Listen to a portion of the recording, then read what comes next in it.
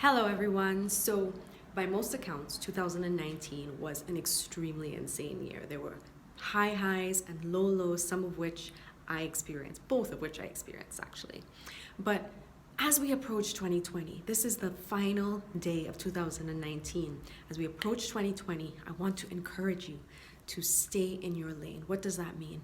That means to be so incredibly focused on you, on what it is you were put on this earth to do, your gifts, your talents, all of that combined, and what that means and what you're supposed to gift to the world. So if you stay in your lane, if you focus on that and not on others and what they are doing, then I promise you, you will see your gifts manifest.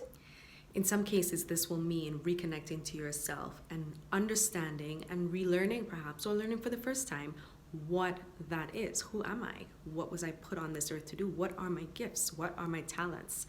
Figuring that out will help you to understand what you're meant to do and therefore to stay in your lane and not focus on the things that are not serving you. The other thing is, when we go on social media, I am guilty of this. You may be in what I describe as your downswing, right? So life is a series of hills and valleys, ebbs and flows. And so if you're in your downswing and then you go on social media and you look and you see someone else's upswing, which is the bright lights and their prime time, it's discouraging. It's also not, it's a moment in time, right? Because you don't know what that person had to go through, how many doors slammed in their face, how many no's were said to them. You have no idea. So oftentimes we post what's wonderful and beautiful and bright, but we don't show all of the behind the scenes. And so when you go on in that split second, in a moment, to compare yourself or to see or just to peruse or look, then what ends up happening is you go, oh my God, oh my God, oh my God, I'm not doing this, I'm not doing that, I'm not doing this. When really it's just a moment. Reconnect. I will post a video about connection and connecting to self and self-love and self-care and all of those things. But in the meantime, I just want to say, connect to yourself, because once you put the focus back on yourself, you will realize that none of those things matter. None of those things have any bearing on what it is you're supposed to be doing. And in fact, I would encourage you to use that moment, use that person as a moment of inspiration. Send that person love, send that person light, wish them well, and then find that place of gratitude, because even if you're struggling with stuff, you can always find something to be grateful for, right? I woke up this morning, I've got breath in my lungs, thank God. I've got a roof over my head. There's so many things that I can say thank you for. And once you switch that in your brain, then you start to be able to attract different things than what it is that you feel like you're attracting in that moment.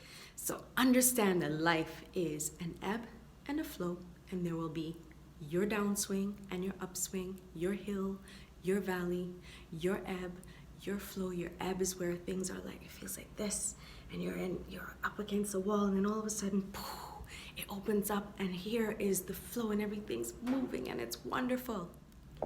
This is why I love the term go with the flow. That's literally what it means, because it's not always going to be a straight line or this nice, neat ascension. Often it's like this, right? And it's this nice wave trending upwards. So whenever you're ready, jump into 2020. That might mean 2 days in, it might mean a week to 2 weeks. Some people take a little time recovering from the holidays. That's okay. Don't make a judgment of yourself. Do it whenever it comes. Find that place of gratitude and have an incredible 2020. I believe that this is a year of shift. I believe that 2019 really set us up, a lot of us, with a lot of pain, loss, but also some great accomplishments and achievements. If we can even have gratitude, if we can even have gratitude in the things that were painful and what they taught us, then it will open us up for more and more and more that we can be grateful for. So I'm wishing you the best 2020, and whatever comes your way, whatever's challenging, find the gratitude in it and ride the wave, go with the flow. Have a wonderful new year. I'm very excited for you guys.